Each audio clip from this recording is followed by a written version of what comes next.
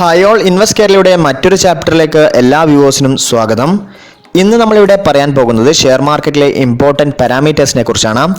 ഈ പാരാമീറ്റേഴ്സ് നോക്കിക്കൊണ്ടാണ് പലരും ഷെയർ മാർക്കറ്റിൽ നിക്ഷേപിക്കുന്നത്. പക്ഷേ ഓരോ ഇൻവെസ്റ്റേഴ്സും മനസ്സിലാക്കേണ്ടത് ഈ പാരാമീറ്റേഴ്സിൽ വരുന്ന ചേഞ്ചുകൾ എപ്പോഴും ആ കമ്പനിയുടെ പ്രോഫിറ്റ് വർദ്ധിച്ചതുകൊണ്ടോ ആ കമ്പനിയുടെ പെർഫോമൻസ് വർദ്ധിച്ചതുകൊണ്ടോ ആവണം എന്നില്ല. കമ്പനിയുടെ ചില ഡിസിഷൻസ് കൊണ്ടും ഈ പാരാമീറ്റേഴ്സിൽ ഒരു വർധനവ് ഉണ്ടാക്കാൻ സാധിക്കുന്നതാണ്. അതിലൂടെ ഇൻവെസ്റ്റേഴ്സിന് കമ്പനി നന്നായി ഇംപ്രൂവ്മെൻറ്റ് ചെയ്യുന്നുണ്ടെന്ന് തോന്നിയേക്കാം. അതുകൊണ്ട് തന്നെ ഇതിലൂടെ ഇൻവെസ്റ്റേഴ്സ് വലിയ മിസ്റ്റേക്സ് തന്നെ ഷെയർ സെലക്ട് ചെയ്യുന്നതിൽ വന്നേക്കാം. അപ്പോൾ ആ കാര്യങ്ങളെക്കുറിച്ചാണ് ഇന്നിവിടെ ഡിസ്കസ് ചെയ്യാൻ പോകുന്നത്. വീഡിയോ മുഴുവനായും കണ്ട് ഇഷ്ടപ്പെട്ടാൽ തീർച്ചയായും ലൈക്ക് ചെയ്യാൻ മറക്കരുത്.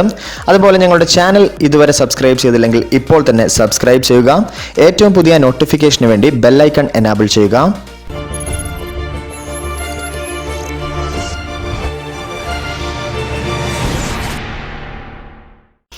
ആദ്യമായി നോക്കുന്ന രണ്ട് ടേമുകൾ എന്ന് പറയുന്നത് ROE അഥവാ റിട്ടേൺ ഓൺ ഇക്വിറ്റി, അതുപോലെ ROCE return on capital employed. ആദ്യമായി നോക്കുന്നത് എന്താണ് റിട്ടേൺ ഓൺ ക്യാപിറ്റൽ എംപ്ലോയിഡ് എന്നാണ്. അതെന്ന് പറയുന്നത് earning before interest and tax divided by capital employed. Capital employed എന്ന് പറയുന്നത് share holders equity plus debit and liability കൂടി ഇതിൽ ഇൻക്ലൂഡഡ് ആണ്. അടുത്തത് ROE ആണ്. ROE എന്ന് പറയുന്നത് net profit after tax divided by share holders fund ആണ്. ഇനിയൊരു കമ്പനി ഡിവിഡൻഡ് നൽകുമ്പോൾ എന്ത് സംഭവിക്കുന്നു? ഈ കമ്പനിയുടെ റിസർവിലും സർപ്ലസിലും ഒരു റിഡക്ഷനാണ് സംഭവിക്കുന്നത്. നമ്മൾ നേരത്തെ പറഞ്ഞ രണ്ട് ഡാറ്റകളുടെയും, അതായത് ROയുടെയും ROCയുടെയും ഡിനോമിനേറ്ററിൽ വരുന്ന ഡാറ്റകളാണ് റിസർവും അതുപോലെ സർപ്ലസും.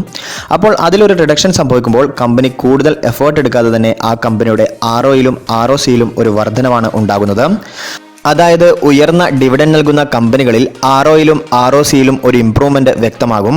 പക്ഷേ കമ്പനിയുടെ പെർഫോമൻസിൽ ആ ഒരു ഇംപ്രൂവ്മെൻറ്റ് കാണാൻ സാധിക്കില്ല.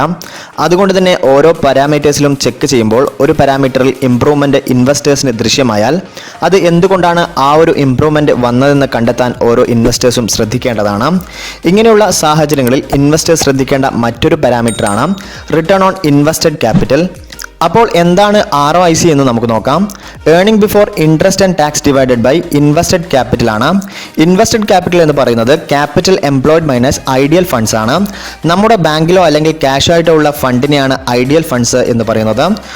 ഇവിടെ ഈ പാരാമീറ്ററിലൂടെ ഇൻവെസ്റ്റേഴ്സ് മനസ്സിലാക്കേണ്ടത് ഒരു കമ്പനി ഡിവിഡൻഡ് കൊടുക്കുന്നത് കൊണ്ട് ഈ റേഷ്യോയിൽ ഒരു ചേഞ്ചും സംഭവിക്കാറില്ല. അതുകൊണ്ട് തന്നെ ഇൻവെസ്റ്റേഴ്സിന് ഹൈ ഡിവിഡൻഡ് ഉള്ള കമ്പനികളിൽ ഇൻവെസ്റ്റ് ചെയ്യുമ്പോൾ ഈ ഡാറ്റ പരിഗണിക്കാവുന്നതാണ്. കാരണം കമ്പനി ഇൻവെസ്റ്റ് ചെയ്ത തുകയിൽ കമ്പനി എത്രത്തോളം പെർഫോമൻസ് കാഴ്ചവെക്കുന്നുണ്ടെന്ന് ഇൻവെസ്റ്റേഴ്സിന് ഈ പാരാമീറ്ററിലൂടെ മനസ്സിലാക്കാൻ സാധിക്കും. നിങ്ങളുടെ അഭിപ്രായങ്ങളും നിർദ്ദേശങ്ങളും ഞങ്ങളെ കമൻറ്റ് വഴി അറിയിക്കുക. ഇതുപോലെ ഷെയർ മാർക്കറ്റുമായി ബന്ധപ്പെട്ട ഇൻട്രസ്റ്റിംഗ് ഫാക്റ്റുകൾ അറിയാൻ ഞങ്ങളുടെ ചാനൽ ഇപ്പോൾ തന്നെ സബ്സ്ക്രൈബ് ചെയ്യുക. ഏറ്റവും പുതിയ നോട്ടിഫിക്കേഷന് വേണ്ടി ബെൽ ഐക്കൺ എനാബിൾ ചെയ്യുക. മറ്റൊരു വീഡിയോയുമായി വീണ്ടും കാണാം.